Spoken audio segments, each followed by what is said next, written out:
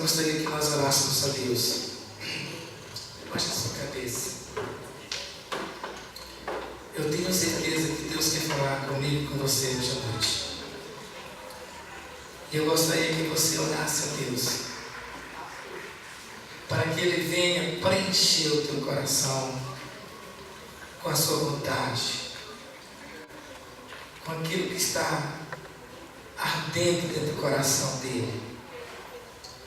Que essa palavra que Deus colocou no meu coração possa sim também encontrar lugar no seu coração, e que esta palavra ela venha nos edificar, ela venha nos ajudar a gente crescer na palavra de Deus, crescer no entendimento, crescer na vontade de Deus, compreender melhor o propósito de Deus para a igreja. Nós somos essa igreja tão gloriosa que Ele está preparando para morar no céu. Nós somos privilegiados, somos chamados de filhos de Deus, somos chamados de escolhidos de Deus, somos chamados de amigos de Deus. Tantas coisas que Deus tem demonstrado o seu amor para com a sua igreja. E hoje é um momento que nós temos para também dizer para Ele que nós o amamos, que nós estamos aqui porque nós sentimos falta dEle, porque nós queremos ouvir a sua voz através das suas palavras, prestar um culto de louvor e adoração, nos fortalecer, porque hoje é um dia especial, e que o Espírito Santo, que traz a revelação da palavra, possa estar falando através da minha vida, no meu coração, no coração de todos nós, e que nós sejamos alimentados por Deus hoje, que esse pão da vida possa ser nos abençoar, Senhor, que essa palavra entre nos nossos ouvidos, mas também ela desça no nosso coração. Em nome do Teu Filho Jesus é que nós oramos pedindo essa graça. Amém. Abre a palavra de Deus, cai no livro de Atos. Vamos buscar um ensinamento aqui no livro de Atos, capítulo 2, do 37 adiante. Eu quero estimular as nossas vidas com esta palavra, o crescimento por meio da oração e também com o anúncio da palavra de Deus. E aqui no livro de Atos, no capítulo 2, a partir do 37, fala assim: ouvindo eles isto, compungiram-se em seus corações e perguntaram a Pedro e aos demais apóstolos: que faremos, varões e irmãos? E disse-lhes Pedro: arrependei-vos e cada um de vós seja batizado em nome de Jesus Cristo para perdão dos pecados, e recebereis o dom do Espírito Santo, porque a promessa vos diz respeito a vós, a vossos filhos e a todos os que estão longe, a tantos quantos Deus nosso Senhor chamar. E com muitas outras palavras isso testificava e os exortava, dizendo: salvai-vos desta geração perversa. De sorte que foram batizados que, de bom grado, receberam a sua palavra, e naquele dia agregaram-se quase 3.000 almas. E perseveravam na doutrina dos apóstolos, na comunhão, no partir do pão e nas orações. E em cada alma havia temor, e muitas maravilhas e sinais se faziam pelos apóstolos. Todos os que criam estavam juntos e tinham tudo em comum. Vendiam as suas propriedades e fazendas e repartiam com todos, segundo cada um tinha necessidade. E perseverando unânimes todos os dias no templo, e partindo o pão em casa, comiam juntos, com alegria e singeleza de coração, louvando a Deus caindo na graça de todo o povo. E todos os dias acrescentava ao Senhor a igreja aqueles que se haviam de salvar. Amém? Só que nós já temos mensagem há muito tempo. Mas eu quero meditar um pouco aqui com os irmãos algumas coisas importantes. Eu vejo que vai nos ajudar a crescer na nossa fé. E quero começar dizendo uma proliferação de seitas e práticas religiosas diferente de grupo para grupos de pessoas e para pessoas. A fé cristã não vem da experiência que tem. A fé cristã é uma experiência única de cada pessoa. E a base da fé do cristão vem do ensino da palavra de Deus, que é a Bíblia Sagrada. Então, nós não podemos, não sei se vou procurar aqui outro termo, mas eu acredito que nós temos que fixar a nossa fé, a nossa crença na palavra, que é o que Deus deixou para nós como bússola, ou guia para ir no céu, para morar com Ele no céu. Porque eu tenho visto que nos últimos dias são poucas as pessoas no meio cristão, talvez possa falar isso, que a gente possa espelhar ou ter como referencial, devido a tantas questões, tantas situações em que o Evangelho, a igreja tem vivido hoje, nos últimos tempos. Isso em todas as áreas, em todas as religiões, tem havido muitas dificuldades. E as pessoas perderam o referencial e elas estão um pouco perdidas, elas estão procurando um lugar onde elas se adaptam da melhor forma. Mas eu acredito que é através da Bíblia e da oração que o cristão conhece a vontade de Deus na sua vida, Então, só tem um meio pelo qual nós podemos crescer na fé, se a gente primar pelo conhecimento da vontade de Deus.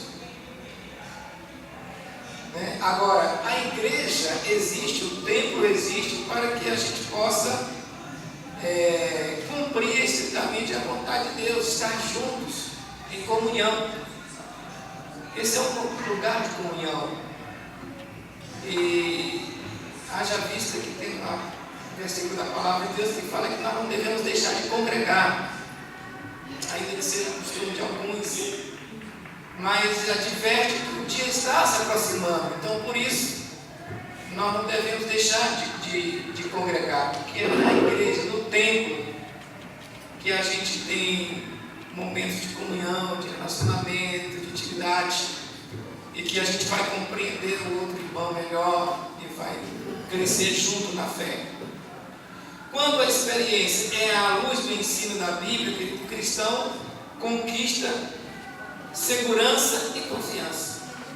Ou seja, você não vai ficar que nem um caniço, ou que nem uma vara que o vento dá vai para um lado, o vento dá vai para outro, porque você tem uma base fundada na Bíblia e você não vai por todos os ventos de doutrina, porque você está baseado, está alicerçado no conhecimento da palavra de Deus, que é a Bíblia Sagrada. Eu costumo dizer que a Bíblia ela tem ensinamento para todas as coisas. Ela está pronta para nos ensinar, ainda que não tenha um pregador para trazer um maior esclarecimento, mas ela fala por si só. E a gente pode crescer com ela, não é verdade? E vamos conquistar uma segurança em Deus, uma confiança maior. Porque a igreja primitiva, ela crescia porque ela perseverava em duas coisas importantes, que nós hoje também temos que fazer isso, que é a oração e o ensino da palavra de Deus. O próprio palavra de Deus fala assim, que o povo de Deus pega por falta de conhecimento. E esse conhecimento é um aprofundar da palavra, é extrair o que Deus quer para a nossa vida. Não é o que nós queremos, mas o que Deus tem ali escrito. Como eu entendo que o Novo Testamento é o cumprimento do Antigo, então não há de onde tirar, separar isso, porque nós temos que aprender com as duas questões, né? Porque através da fé dos nossos pais, nós acreditamos hoje que Deus existe, que somos salvos, porque Jesus morreu na cruz, e agora temos uma confiança em Deus, né? Eu não quero discorrer no texto aqui no capítulo 2, porque senão nós vamos tomar muito tempo, e vocês até conhecem. Mas eu quero falar para vocês de duas coisas. A experiência de crescimento da igreja primitiva era firmada em 3 alicerces, que foi o sustentáculo de toda a vida daqueles homens de Deus. Eu quero citar para vocês o primeiro, que é o alicerce da fé. O segundo é o alicerce da santidade. E o terceiro é o alicerce da perseverança. Então esses 3 pilares aí, que eu também coloquei como alicerce, né, é muito importante na nossa vida hoje. Foi para eles lá no começo, é para nós também na continuidade. Porque Jesus disse que quando ele fosse morar com o Pai, essa responsabilidade de propagar a igreja, de propagar a fé, estava sobre nós, que somos chamados de igreja, né? Os irmãos sabem que esse templo aqui, sem a sua presença, sem a presença de vocês, tem sentido, né? Deus busca uma igreja viva, uma igreja que se move, uma igreja ativa, né? Uma igreja que é sua testemunha aqui na terra. E eu quero levar você lá para o livro de Mateus. Vamos deixar Atos aqui quietinho. Vamos lá para o livro de Mateus, que nós vamos ver alguns versos. Mateus capítulo de número 21. E no versículo 22 diz assim: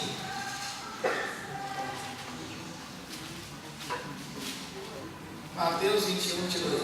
E tudo que pedirdes na oração, crendo, o que vai acontecer? Recebereis. Então, aí eu pensei, como que nós vamos receber? Orando com fé. Não é verdade? Orando com fé. E essa oração não é a questão da quantidade da oração, mas é a qualidade. Como que você se apresentou diante de Deus? Como que você está orando? Em que situação você está? Como que você está com Deus? Como é que está o seu relacionamento com Deus? Não é? Então, não é aqui na questão de orar muito, mas também eu estou trazendo aqui na questão da qualidade da oração. Por isso que nós temos que estar atentos às coisas, porque no momento pode acontecer alguma coisa na nossa vida que nós precisamos agir por fé. E o céu tem que estar aberto.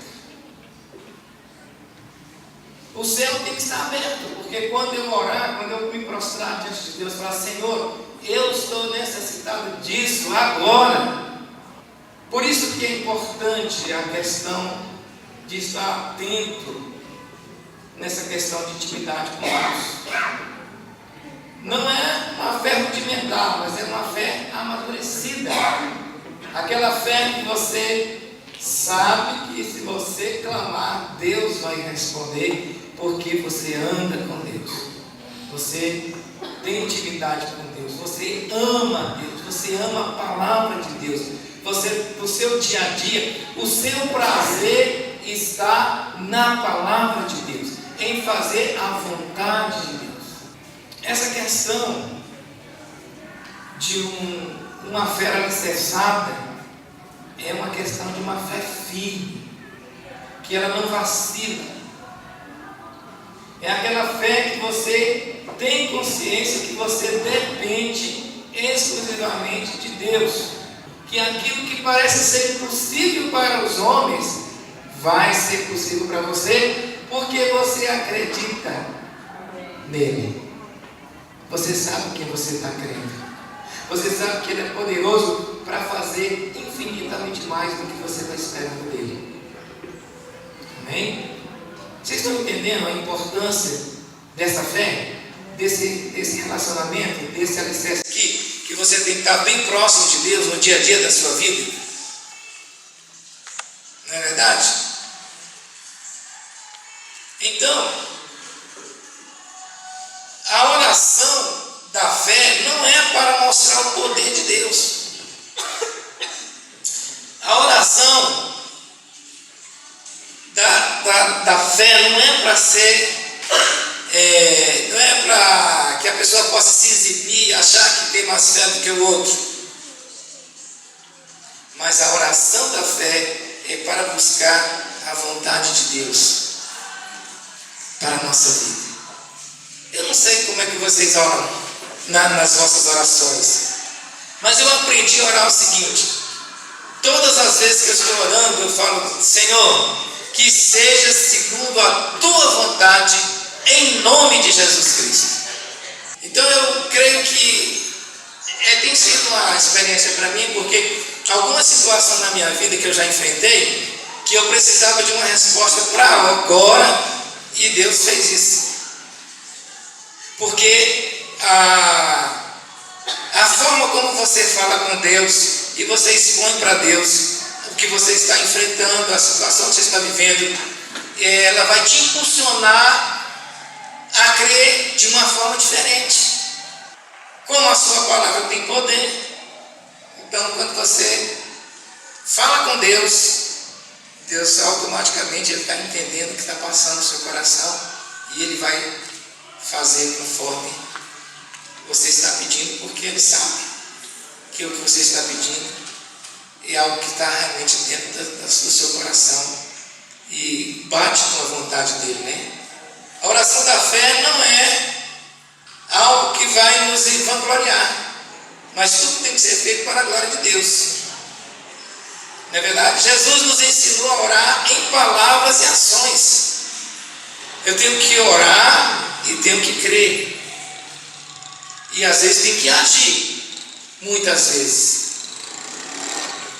Porque nem tudo que eu oro, eu tenho que ficar esperando Deus. A oração tem ação. Não é verdade? A oração tem ação. Então eu tenho que orar e tenho que ficar ligado em Deus, para que Deus fale, eu escute a voz de Deus, para Deus me mostrar como que eu devo agir naquela causa, naquela situação que eu estou vivendo. Porque o Espírito de Deus fala na mente e no coração da gente. Não é verdade?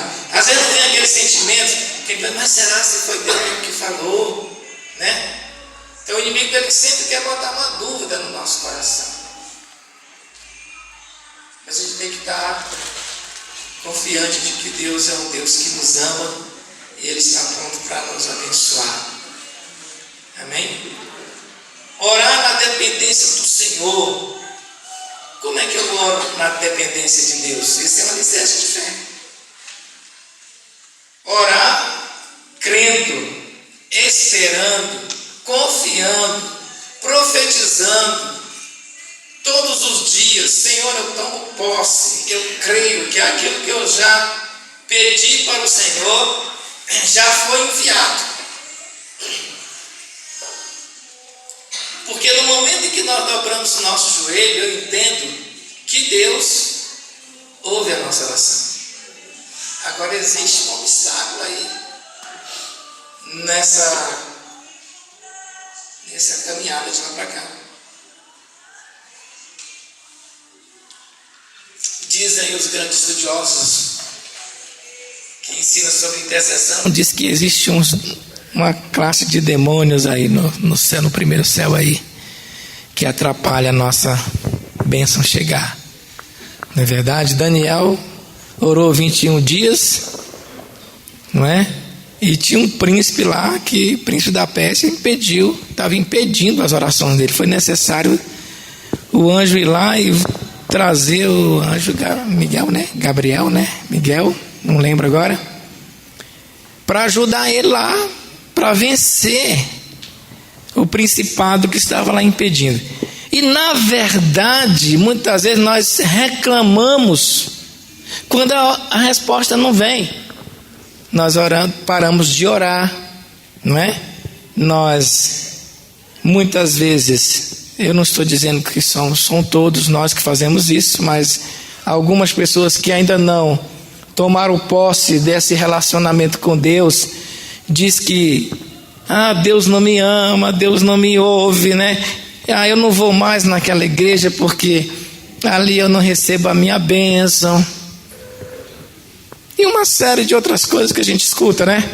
Mas as pessoas que não têm esse entendimento que existe um principado aí, né, bloqueando essa bênção chegar, ela precisa entender que há uma necessidade de continuar orando, de continuar agradecendo. E coisa difícil é agradecer o que você não tem, né? Você não está pegando. É difícil você, né, agradecer: Senhor, me dá uma cura, que o Senhor, eu creio na minha cura, e o negócio está lá. Mas você está dizendo que crê, vai continuar crendo, falando até as coisas acontecerem. E muitas vezes nós observamos que há uma questão também de Deus trabalhar nessa questão das nossas vidas, né? Aumentar a fé, aumentar a perseverança, aumentar a confiança. E aí nós dizemos: mas Deus está demorando, né? Mas na verdade é que Deus não demora. Deus tem o tempo certo e a hora certa de derramar a bênção sobre a nossa vida. Agora, o que está necessitando da gente é a questão de andar realmente com Deus, confiar nele, esperar nele e saber que ele é poderoso para fazer infinitamente mais do que nós temos pedido para ele, porque tudo está sobre a sua mão. Aqui em Atos 4:31 diz assim: olha o que aconteceu com essa igreja de Atos. E tendo eles orado, moveu-se o lugar em que estavam reunidos, e todos foram cheios do Espírito Santo e anunciavam com ousadia a palavra de Deus. Por que os irmãos acham que Deus respondeu essa oração aqui rapidamente? Porque essa igreja aqui, ela tinha relacionamento com Deus. Eles viviam constantemente no templo, orando, consagrando, e tinham comunhão entre eles. Então a Bíblia diz que onde há unidade, Deus ordena a bênção e a vida para sempre. Há alguma coisa que nós não sabemos? Não, nós já sabemos isso aqui. Só que a gente passa por cima e a gente não quer viver esse alicerce de fé, porque nós não temos tempo para fazer isso aqui. Não é verdade? Nós temos tempo de vir para cá e ficar todo dia no templo orando? Não é verdade? Mas nós colocamos tanta dificuldade para colocar isso aqui em prática. Não é verdade? Então, nós muitas vezes deixamos de receber a bênção de Deus porque a gente coloca o princípio da fé no último plano. Eu sei que a gente não pode estar aqui na igreja todo dia, mas a gente pode separar dia para Deus. Não pode? A gente pode separar dia para Deus. A gente pode consagrar para Deus. A gente pode dizer: Senhor, hoje eu quero entregar a minha vida para o Senhor como sacrifício de louvor a Deus por tudo que o Senhor tem feito pela minha vida. Não é verdade? E aí, quando nós oramos, Deus responde. Deus ele está ansioso por isso, que o seu povo se apaixone por esse negócio aqui, de orar, de ler a sua palavra, de crescer em fé. Ponto 2, o alicerce da santidade. Os pecados devem ser afastados do comportamento do cristão. Vamos ver lá em Coríntios, 2 Coríntios capítulo 7. Eu vou correr um pouquinho aqui para nós não demorar muito. 2 Coríntios capítulo 7, versículo de número 1.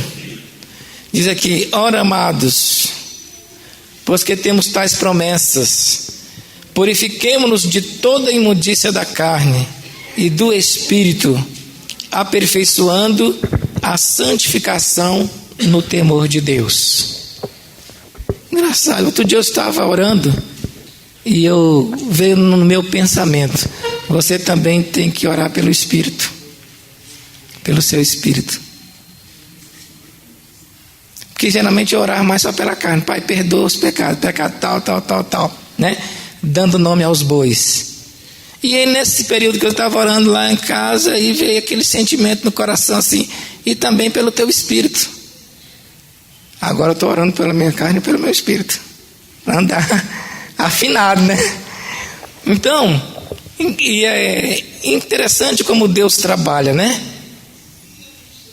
Ele diz: ora, amados, pois que temos tais promessas, purifiquemo-nos de toda imundícia da carne e do espírito, aperfeiçoando a santificação no temor do Senhor. É verdade que por causa da nossa carne nós estamos sempre imperfeitos, né, no dia a dia da nossa vida. E Deus, ele não tem relacionamento com o pecado, né? Deus não tem relacionamento com o pecado. Deus não pode ter amizade com o pecado. Ele ama o pecador, mas Deus não tem relacionamento com o pecado. E engraçado que Deus também não ouve as orações daquele que vive no pecado. Deus não ouve a oração. Aí você pergunta: mas pastor, por que os ímpios recebem bênção? Isso aí é a fé comum. Todo mundo tem fé, que é chamado de fé comum. Mas a fé verdadeira da palavra de Deus, ela não se relaciona com o pecado.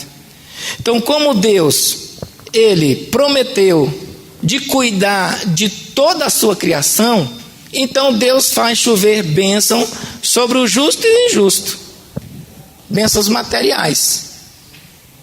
Agora, no sentido do relacionamento espiritual, Deus tem compromisso com você, com aqueles que têm compromisso com Ele. Por quê? Eu vou te provar. Porque quando você era do mundo, você obedecia ao príncipe do mundo. Agora que você está em Cristo, nasceu de novo, tem uma nova identidade, filho de Deus, Deus passa a ter compromisso com você. Então Ele te abençoa, porque agora você é filho, e porque agora você faz parte do reino, e você tem um registro no céu. Você não é um filho bastardo, você foi... Seu nome está escrito no registro do céu, no livro da vida. Então Deus, ele te abençoa porque Ele te ama, porque você um dia formou um compromisso com Ele aqui diante do altar dele. E aí eu quero chamar a sua atenção e alertando para que você possa buscar em Deus um maior entendimento nisso e um comprometimento de fidelidade em todos os aspectos da sua vida. Sabe, irmãos? E eu sempre digo que a fidelidade do cristão não pode ser só na questão do dizimar e ofertar. A fidelidade do cristão tem que ser na questão da obediência, do compromisso com Deus, de honrar a Deus, de testemunhar de Deus aonde Ele está. Então isso chama a atenção de santidade. Por que Noé foi dito que Noé era um homem que andava com Deus? Porque era um homem de fé. E era um homem que a sua vida e o seu testemunho dentro e fora da sua família era impactante. Vivia no meio de uma geração má e perversa.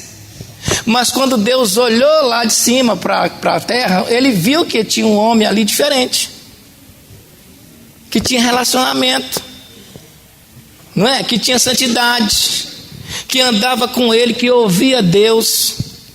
Então assim Deus faz do mesmo jeito com a gente hoje.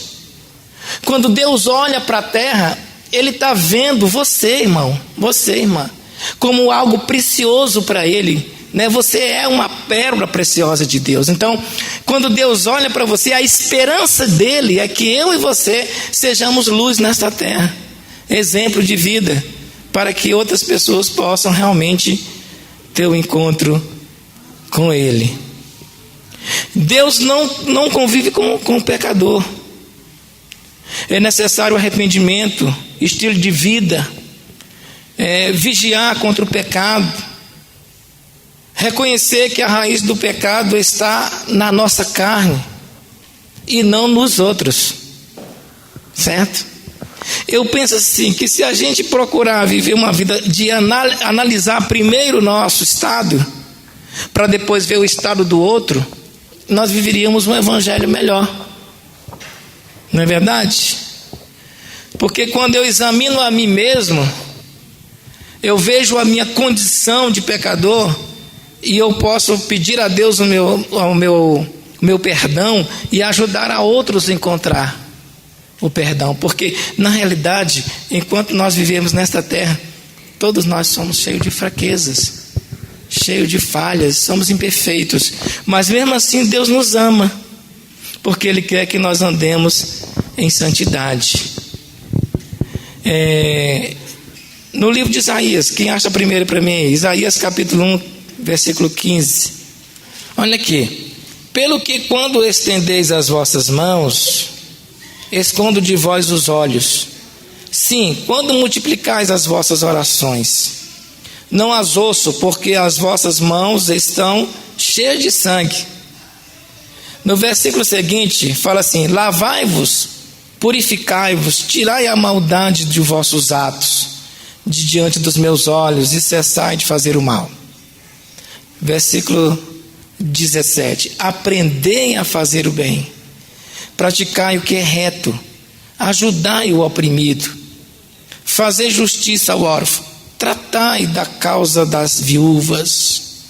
18: vinde então e argui-me, diz o Senhor, ainda que os vossos pecados sejam como a escarlata, eles se tornarão brancos como a neve.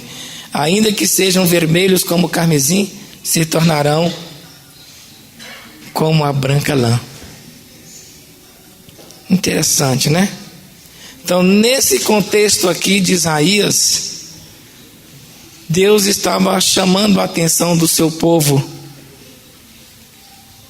porque oravam sem fundamento, oravam por orar, porque havia um pecado, havia desobediência no meio do seu povo, né? E Deus, ele é tão bom que Ele nos leva a reconhecer isso,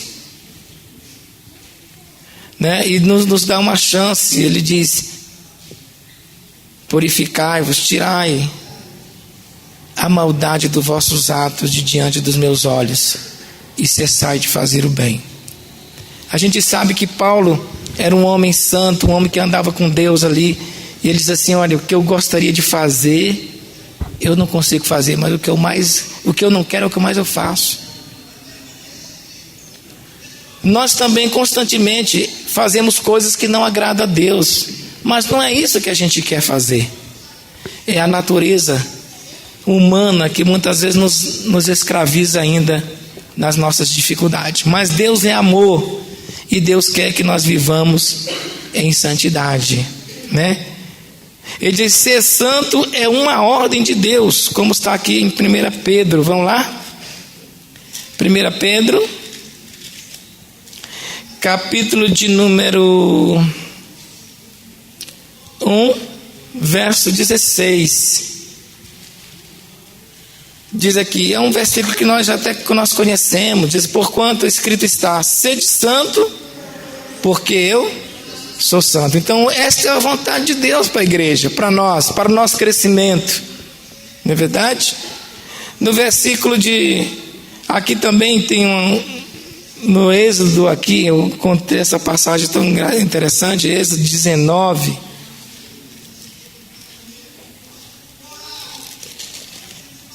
Êxodo 19, aqui eu encontrei essa passagem aqui que eu gostei muito. Fala assim, agora, a partir do 5, 19, 5 e 6.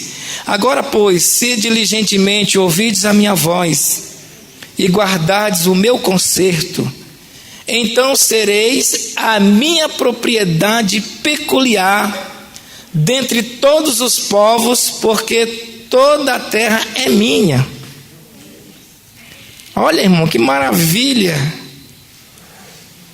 Se nós ouvirmos a voz de Deus e guardar o seu conserto, nós seremos a propriedade peculiar de Deus. Sabe? Esse é o desejo de Deus. No meio dessa geração perversa, Deus vai nos separar para mostrar para eles que existe algo diferente na terra. Não é verdade? E verso 6: e vós me sereis reino sacerdotal e povo santo. Amém? Vós sereis povo, reino sacerdotal e um povo santo. Já pensou? Agora o terceiro, alicerce da perseverança. Nós vamos voltar lá para o livro de Atos. Atos. Capítulo de número 2, né? Onde nós estávamos. Atos 2, versículo de número 42, diz assim: e perseveravam na doutrina dos apóstolos, e na comunhão, e no partir do pão, e nas orações. Então, terceiro alicerce é perseverança. O primeiro alicerce da fé. Segundo alicerce de santidade. Terceiro alicerce da perseverança. E diz aqui no versículo 46, 2:46: e perseverando unânimes todos os dias no templo, e partindo pão em casa, comiam juntos com alegria e singeleza de coração. Então, não desanimar quando não alcançar um objetivo. Está vendo? Não desanimar. Então, o alicerce da perseverança é estar firme em todas as situações, em todas as circunstâncias, crendo que aquilo que você colocou nas mãos de Deus, Ele vai resolver. Então, não desanimar quando não alcançar um objetivo, não desistir. Oração pressupõe perseverança, orar com o espírito e alma, orar confiante. Amém? O desânimo é uma condição emocional. Quando nós estamos guerreando sobre alguma coisa, querendo alcançar alguma coisa que não acontece, nós ficamos emocionalmente abalados, ficamos estressados, nós ficamos ansiosos, e a palavra de Deus diz que nós devemos colocar toda a ansiedade conhecida do Senhor. Então Deus não dá chance para a gente enfraquecer na fé. Está ansioso? Coloca toda a ansiedade nas minhas mãos. Eu vou cuidar disso. Fica quieto. Fica quietinho aí. Eu vou cuidar. Você não está dando conta não? Fica quieto. Deus vai cuidar. Ele não quer deixar nenhum espaço para a gente desanimar, né? Não indica, quer dizer, essa questão emocional não indica nada sobre a vontade de Deus. Essa questão de ansiedade não indica nada da vontade de Deus. Isso não é a vontade de Deus, que nós fiquemos emocionalmente descontrolados a ponto de perder a fé, né? Então nós devemos perseverar confiante. na doutrina dos apóstolos, na palavra que foi ministrada no nosso coração, na comunhão entre nós mesmos, no partir do pão, que é a Santa Ceia, né? E nas orações constantes. E diz aqui em Romanos 10:13: porque todo que invocar o nome do Senhor será salvo. Todos que invocaram o nome do Senhor. Eu entendo que essa invocação aí é na questão de crer, pedir: Senhor, salva a minha vida, eu quero te entregar a minha vida nas tuas mãos. Não é verdade? Porque todo mundo invoca o nome do Senhor, mas não invoca para salvação. Então, o mais importante para Deus não é encher as nossas vidas de bens materiais. O importante para Deus é trazer a gente de volta para perto dele, para um relacionamento perfeito. Considerações finais. A igreja cresce quando anuncia a palavra do Senhor. Isso é um fato importante para nós como igreja. A nossa igreja, ela não tem como crescer se a gente não divulgar o evangelho. Enquanto nós ficarmos nas quatro paredes, vai ficar o que tem. Não é verdade? Um dia desse aqui eu ouvi alguém dizer assim: sei, pastor, para o senhor manter essa igreja aqui, eu só tenho que ter aqui 200 membros. Mas como é que eu vou ter 200 membros se nós não sair das quatro paredes e buscar os 200 membros? Porque se fosse para nós ficar dentro de casa esperando vir os membros, não precisava do ID, não é? Jesus falou: ide. Nós temos que ir lá buscar. Assim como nós fomos buscados por alguém, nós somos encontrados por alguém, não é verdade? Então a igreja, ela só cresce quando nós anunciamos o Senhor. Não pregar o que os homens querem ouvir. Hoje as pessoas querem ouvir só coisa boa, não é verdade? Pode ir lá para a minha igreja, você vai ganhar um carro novo, você vai ter uma casa nova, você vai ter isso, né, aquilo outro. Este é um evangelho fácil, não é verdade? Mas quando é que nós conseguimos tudo isso? Agrada-te do Senhor e Ele satisfará o desejo do teu coração. Gente, Deus não é contra a riqueza. Senão Abraão, Isaac, Jacó e Davi não eram homens ricos, né? E Deus quer derramar riqueza sobre a nossa vida. Mas nós precisamos fazer a coisa certa: buscar o Senhor, entregar nosso caminho ao Senhor, né? Confiar nele, e o restante Ele vai fazer. Não é verdade? A igreja primitiva, ela pregava a palavra com intrepidez, com ousadia, não considerava a oposição. Era uma igreja crescente em qualidade e quantidade. Eu não sei como é que vocês pensam, mas eu creio assim: nós fomos chamados para ir na contramão do mundo. Eu não sei pregar uma palavra de Deus para passar a mão sobre o pecado. No outro dia eu ouvi uma pessoa falando assim, porque o cara tinha um dízimo de 3 mil reais, aí a pessoa lá falou: não, você pode ir lá para a minha igreja, está tudo certo lá. Esse evangelho não é verdadeiro. O evangelho verdadeiro é aquele que nós confrontamos o pecado na vida do ser humano. Você pecou, meu irmão? Se arrependa. Deus é um Deus que Ele vai suprir as nossas necessidades quando nós andamos segundo a sua vontade. A igreja de Jesus Cristo, ela tem que crescer na qualidade e na quantidade. Quando ela está alicerçada na fé, na santidade e vive perseverando na oração. Para crescer em qualidade, nós temos visto aqui Atos 2:42, né? Perseverança na palavra, na comunhão, no partir do pão e nas orações. E também uma igreja que evangeliza, ela cresce. Diz aqui, verso 47: louvando a Deus e caindo na graça de todo o povo, e todos os dias acrescentava o Senhor à igreja aqueles que se haviam de salvar. Então, essa é uma forma de crescimento, né? Recapitulando, o crescimento da igreja estava firmado em 3 alicerces: alicerce da fé, alicerce da santidade e alicerce da perseverança.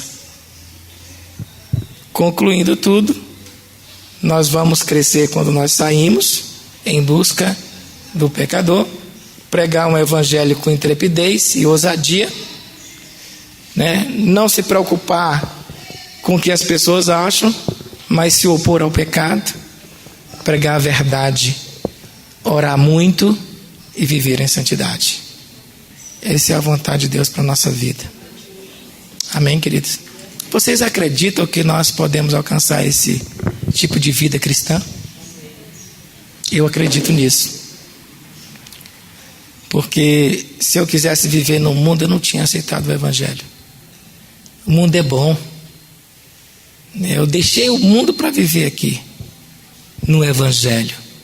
Mas quem disse que o mundo é ruim? O mundo é muito bom, não é verdade? Então eu abandonei tudo que era bom para minha carne em prol de alguém que me ama, Jesus Cristo, não é verdade? Então, que a gente possa pedir a Deus todos os dias que nos ajude a crescer na fé e na nossa comunhão com Deus. Amém? Vamos ficar de pé? Louvado seja Deus.